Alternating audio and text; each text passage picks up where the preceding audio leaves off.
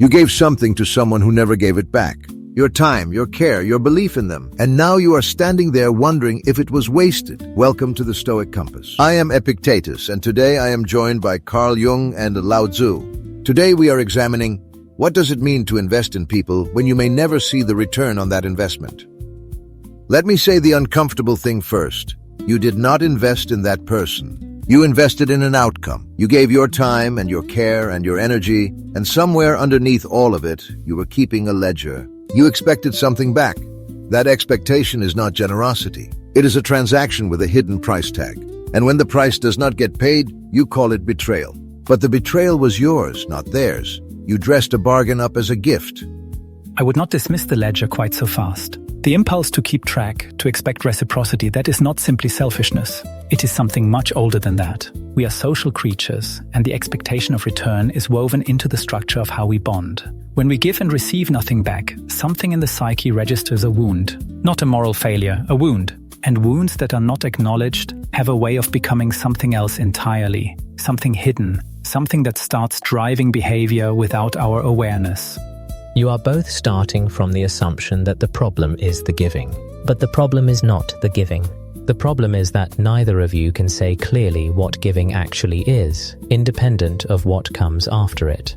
I can say it clearly. Giving is what you do when you choose to give. The moment you attach a condition to it, even a quiet one, even an unspoken one, it stops being giving. It becomes leverage. And leverage always costs the person who holds it more than it costs the person it is aimed at. But Epictetus, you are describing an ideal of giving that almost no human being actually achieves or can achieve without tremendous inner work. Most people give from a place that is mixed. There is genuine care, yes, but there is also need.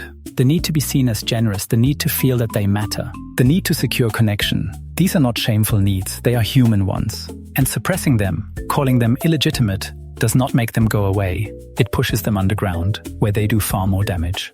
The river does not choose what it waters. That is not because the river is noble. It is because the river is simply doing what a river does. What I notice is that you are both trying to make giving into a problem to be solved. One of you wants to purify it, the other wants to excavate it. But giving that has to be analyzed this carefully may already be something other than giving.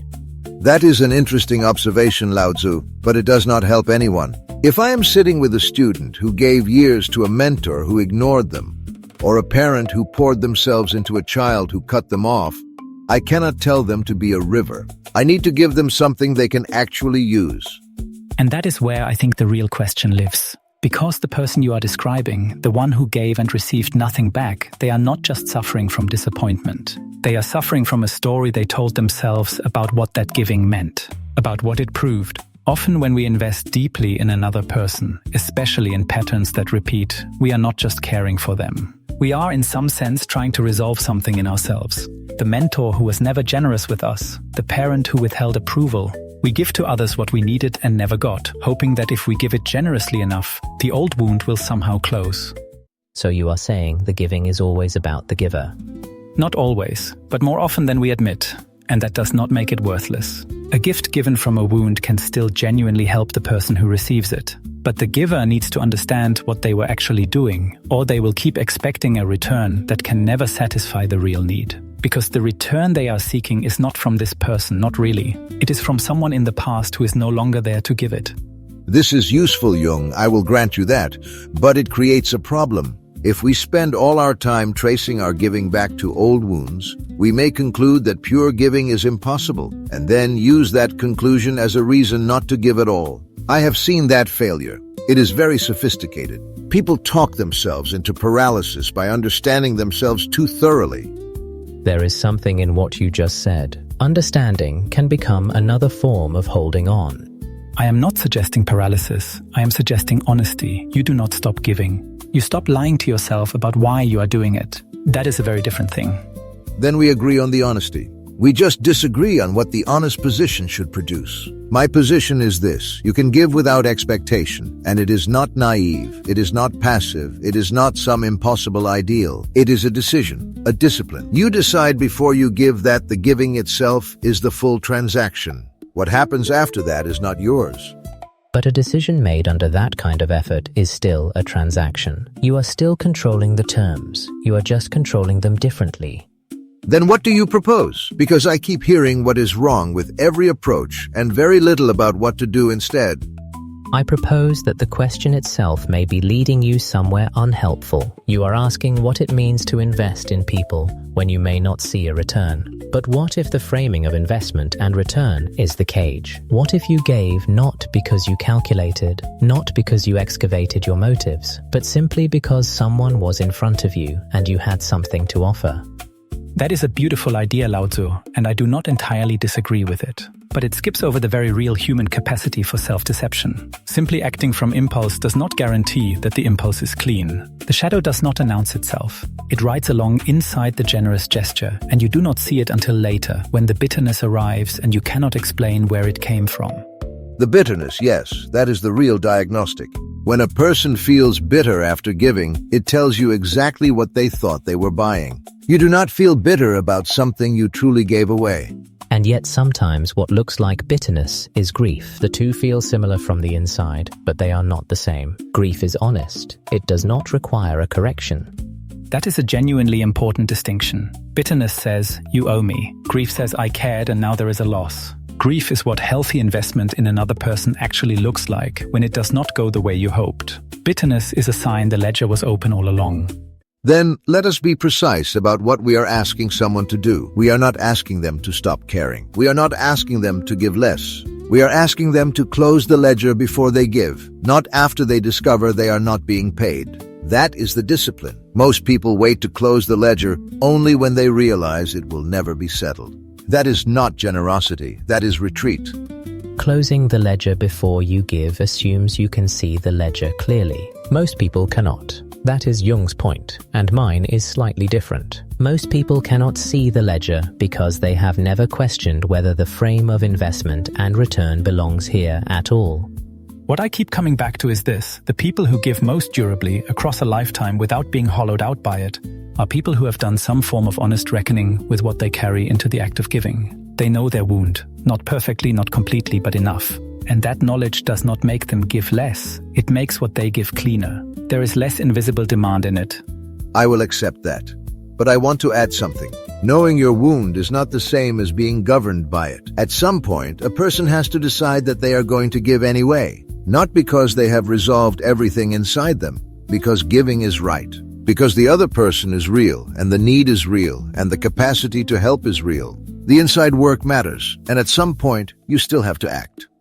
Yes, and then, afterward, you let what happens happen. You do not follow the gift with your eyes. You do not track where it goes. You gave it. It is no longer yours. The hardest part of that, in my experience, is not the giving. It is the afterward, the silence where the acknowledgement should have been. The ordinary continuation of someone's life after you helped change it. That silence has a weight, and most people are not prepared for it. Then prepare for it. That is within your power. You can decide, before you give, that the silence will not undo you. You cannot decide what the other person will do. You can decide what the silence will mean to you. A candle does not mourn the darkness it lit the way into. It simply goes on burning until it does not. What I am watching in this conversation is both of you treating the silence as a problem. But silence may simply be what it looks like when something you gave is living inside someone else's life, quietly, in ways you will never see. All of this arguing about ledgers and wounds and rivers, and we have not said the one true thing yet. Here's something simpler. Most people who feel burned by investing in others are not suffering from bad judgment. They are suffering from a hidden contract they never showed the other person. They gave generously, yes, but they were also somewhere quietly keeping score. Not because they are calculating or cold, because they were hoping the giving would confirm something they needed to believe about themselves, that they were worthy of loyalty, that they could earn closeness through effort, that if they gave enough, they would finally receive the thing they have always needed. When the return does not come, it does not just feel like disappointment. It feels like proof of something they already feared. That is why it cuts so deep. It is never just about this person. It is about the older story running underneath. The work is not to stop giving. The work is to notice what you are silently asking for when you give. That noticing does not require years of therapy. It requires one honest question. If this person never acknowledges what I gave, never changes, never comes back, will I still believe the giving was worth doing? If the answer is no, you were not giving freely. You were making an offer and waiting to see if it would be accepted. Today, try this. Think of one person you have invested in and felt disappointed by. Write down, plainly and honestly, what you hoped would happen as a result of what you gave. Not what you deserved, what you hoped for. Then ask yourself whether you can release that hope without releasing the care. That is the real practice, and it is harder than it sounds.